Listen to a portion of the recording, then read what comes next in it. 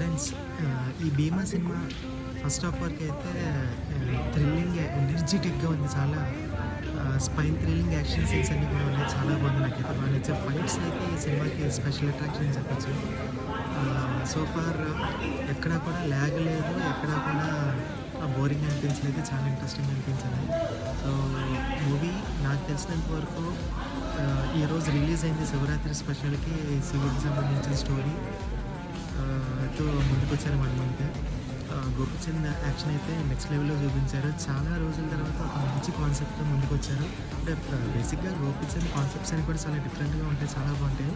So మనం commercial elements ఏవైతే expect చేస్తున్నామో ఈ సినిమాలో ఆ ఎలిమెంట్స్ అన్నీ కూడా ఫస్ట్ హాఫ్ వరకు చాలా అద్భుతంగా చూపించారు. స్టోరీ ఇప్పుడు ఎంటర్ అవుతుంది సెకండ్ హాఫ్.